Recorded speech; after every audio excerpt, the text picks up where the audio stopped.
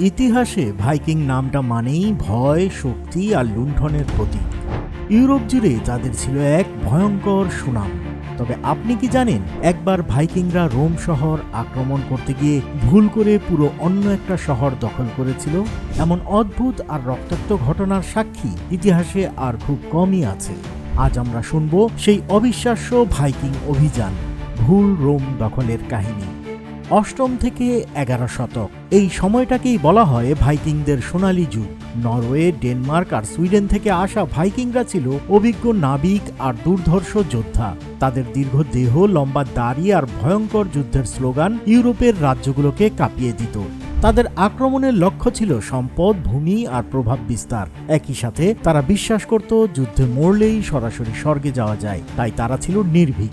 ৯ম শতকের দিকে একদল ভাইকিংয়ের নজর পড়ে ইউরোপের সবচেয়ে ধনী ও প্রভাবশালী শহর রোম।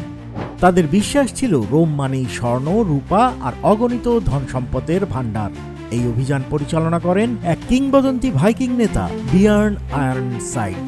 তিনি পরিকল্পনা করেন ভূমধ্য সাগর পাড়ি দিয়ে রোম আক্রমণ করবেন।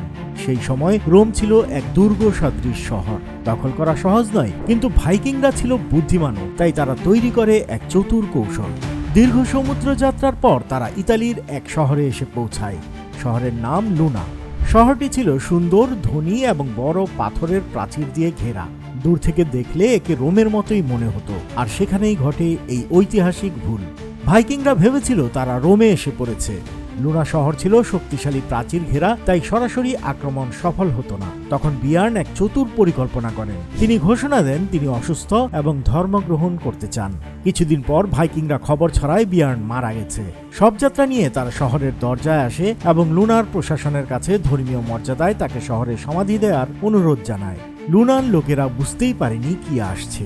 শহরের গির্জায় কফিন নিয়ে ঢোকার পর হঠাৎ সেটি খুলে যায়। ভেতর থেকে উঠে দাঁড়ান মৃত বিয়ার্ন আয়রনসাইট। তার সঙ্গে ছিল লুকানো অস্ত্র। মুহূর্তেই চারিদিকে তাণ্ডব শুরু হয়। দরজা ভেঙে ঢুকে পড়ে ভাইকিং যোদ্ধারা। লুনা শহর ধ্বংস হয়ে যায় রক্তের বন্যায়। যা রোমে হওয়ার কথা ছিল তা হলো ভুল শহর লুনায়। এই আক্রমণ ইতিহাসে ছড়িয়ে পড়ে এক কিংবদন্তির মতো।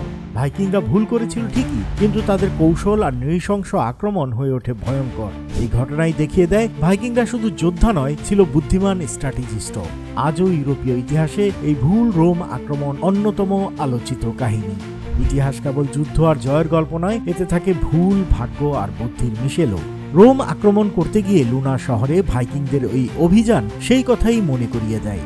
ভিডিওটি ভালো লাগলে লাইক, কমেন্ট ও শেয়ার করুন। আর এমন অবিশ্বাস্য ঐতিহাসিক গল্প জানতে সাথে থাকুন। মেঘনা বার্তা, দেশ ও দশের কথা বলে।